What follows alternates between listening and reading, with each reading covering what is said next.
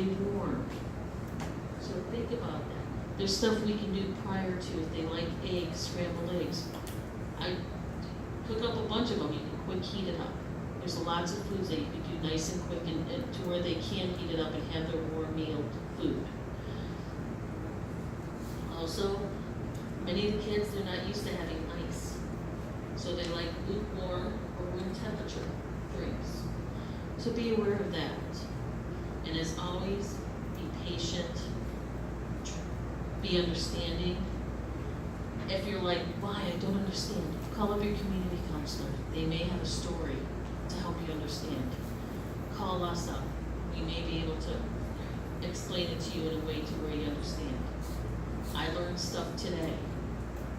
So just about that last little meal, they leave that.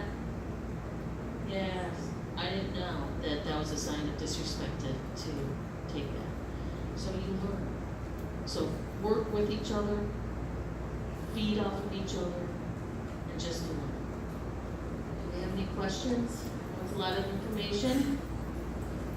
No? Well, if you do have any, please feel free to always call. Talk to your community counselor. Yes, Ms. Sher. Since my sister and I have to pick up Will, Mm-hmm. do they put signs? Oh, yeah. I don't really know how we celebrate. Uh-huh. Yes, a nice white poster board. Some people color balloons if they want to do it. And these kids are going to be tired. Yeah, a stuffed animal. Yeah. You can do the signs, you can make it fun and creative. You can go nice and simple with everyone. Hey, we're here. But they're going to be tired. They're going to be tired. So it's a long journey for them. So also make sure that you have bottled water at your home. That is critical. Their water system is not like ours, so it's going to hurt their bellies, even with brushing their teeth, or at least it's the first 2 weeks. It hurts them. Make sure it's room temperature, not cold. Yes. So as far as eating now, in school, we furnish their lunch. Is that correct? They can purchase lunch. It'd be nice to have a little baked lunch. A lot of students bring the leftovers from the night before or do a sandwich. A lot of students don't like sandwiches, but your student may. It's just what they eventually get accustomed to. So we're responsible for making sure they have lunch, pack lunch, and our stipend pays for that as well. No. The school requires that the student covers their own lunch. Yes. However, if, if you have leftovers and the student wants it, the school has communicated to their families, the agents, the school lunch is not covered. However, a lot of families will let the kids take the leftovers or fixed plates, so, Or you bring have to snackies. adjust it by your family, but you shouldn't be handing them a 20 every day for school. No, that's all on them. Right. That's all on them. Now, there's a couple, a little bit of information that I do want to inform you of, if you'd be so kind. We are having another meeting. It's on September 14th, and you all will know about this. Yes, Rosie? Yes. They was the one call, I think something to my mother, but at a different time. Okay. They're gonna use that, Oh, sure. I want to call it at a different time, talk to them, so that's something. Right, it's about 12 hours. Mm-hmm. So when they're talking about that time, it's 10, 11 o'clock at night. That means it's about 10, 11 o'clock in the morning. They're at work. So half the time, they're not talking to mom and dad. They're talking to friend Kimmy and what's his name on over at the, so mom and dad's at work. They gave me that because it happened to us. Yes. It's 11 o'clock at night, and I told my mom, but then suddenly, like you said, go around to see if there's truth. But they get upset because sometimes they say, I'm paying my phone. This is my phone. But then you still have your family covenant saying, Yeah. this is our house rules, there is no phone, and it's discussed and discussed and discussed. One thing that we did to stop that, okay,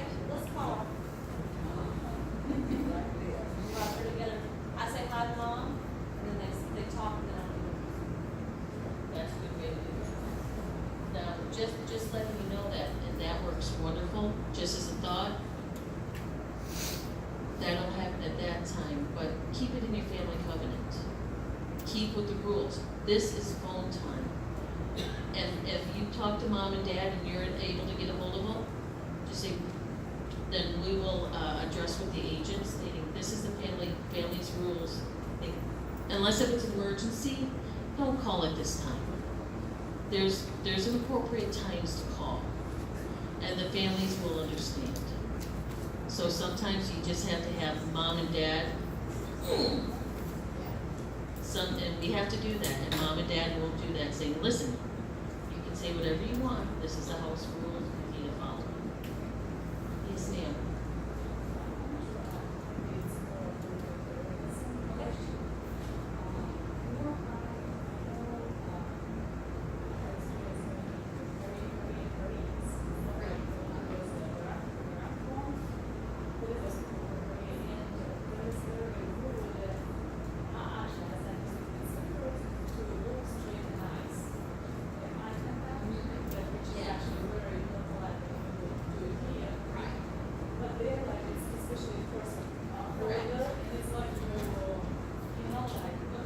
That's an Asian cultural thing. So we don't just South Korean. About looking in certain Asian cultures, So- looking them in the eye is rude. Well, that goes back, and different regions of China, different regions of Vietnam assimilate different rules for cultural and respect rules. So the rule of thumb is find out where your kid is from. Look it up, read, don't just, I know that kids have to assimilate to us, but we have to assimilate to them too. We have a responsibility to understand how they learn, to understand how they communicate. My kid can look me in the eye. I'm not gonna force an Asian student to do that. A European student, not a problem. And a lot of it is cultural. And I think the more you invest in your student, the more they respect you, and the more they respect you, the more they communicate with you, the more they communicate with you, the better you understand their process. If you're trying to force, I had a student get very upset and came into me in tears and said, my host family tried to force me to use note cards. And I know they were trying to help me, but I don't learn that way. And so, with all good intentions on both sides, that kid was put in a lot of stress with a great intention because, well, let me show you the American way, And that really created a great level of stress for that student because that's not how they learn. So that's why as a program, as homestay agents, as parents, as community counselors, we all have a responsibility to assimilate to our students as well. And those are things you'll learn if you learn about your students' culture. And you can't just say, well, they're all Asian. That's an ignorant philosophy of our students.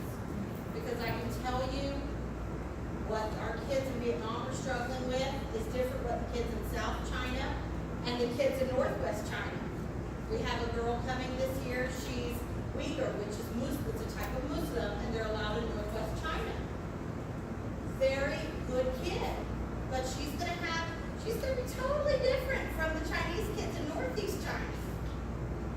And so you have a responsibility when you get information on your student to ask and to investigate and to find out and build relationship.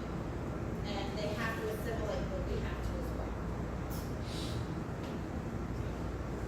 You know what, I was just thinking too, I think what's real helpful, is trying to, it builds on that, getting to know them and building a relationship with them, but, trying to get them to understand, communicate with them that this is the way we do it in America, and to be successful in America, good eye contact is very important, and just try to explain it to them, but maybe not expect it right away, and over time, I know with my student, he looks me straight in the eye now, I've had him for a couple of years, but he didn't at first, but he does now, because he understands, and that's going to help him to assimilate in American culture a lot more than it would have if he didn't use the eye contact opportunities.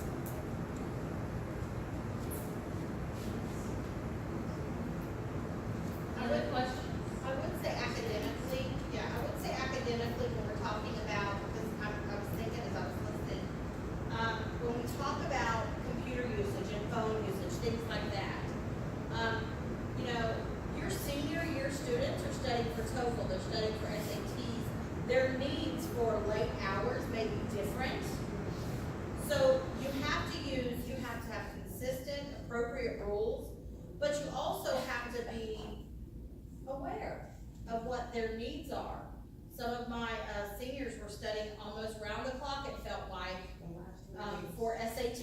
And you'll learn really quickly the ones who are taking advantage and the ones who are honestly studying. So if I've got a senior especially, or even a new kid, because every way we learn is different.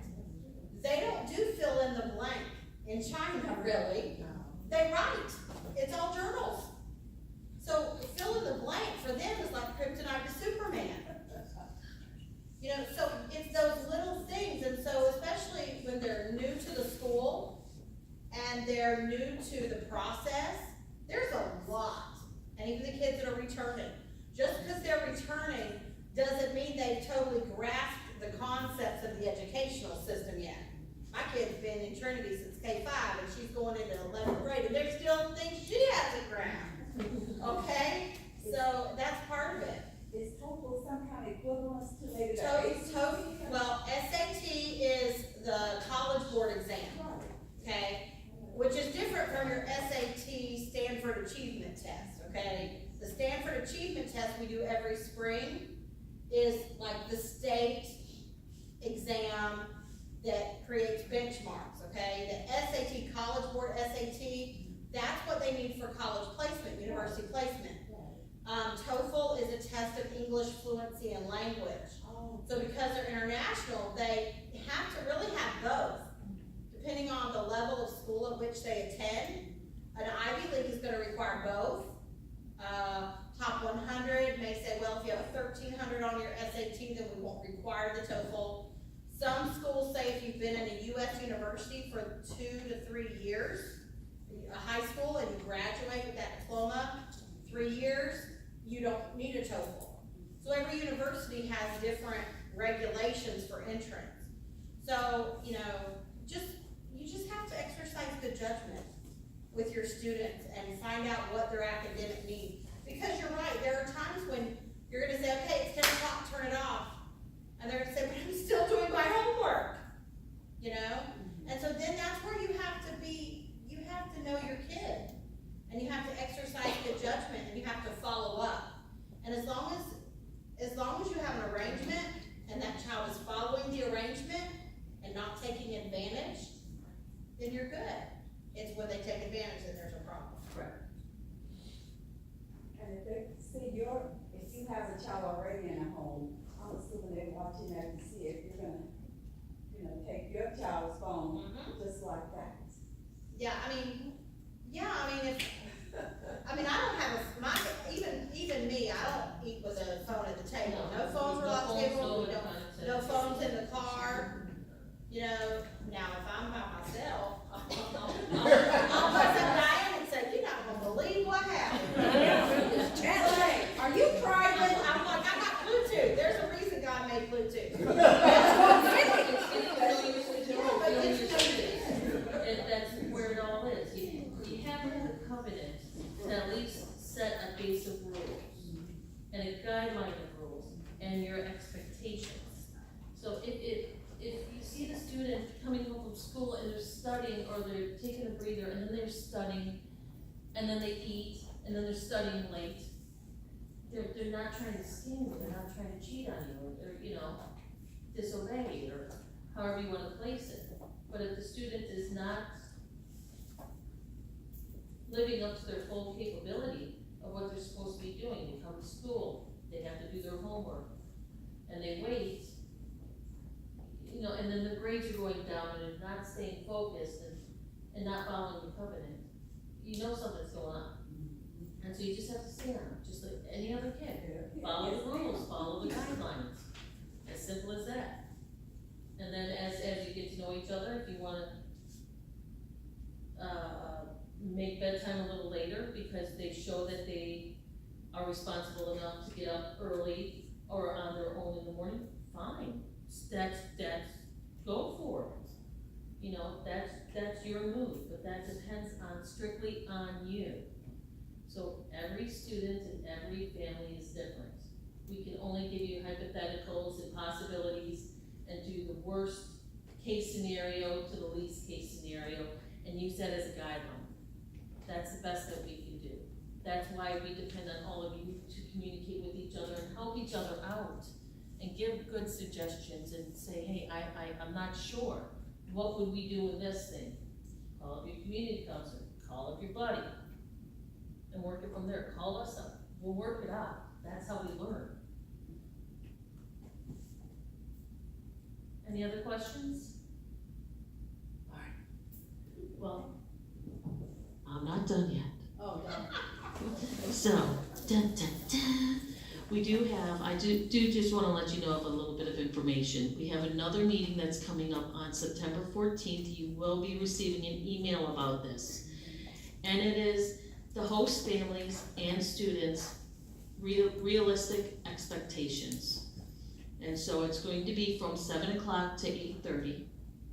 We will have some nibblies, desserts, or We'll But have adjust your- drinks and y'all can bring your favorite dessert and we'll do like coffee and desserts. so, and it's gonna be a very, educational meeting. So I know that I am personally looking forward to it.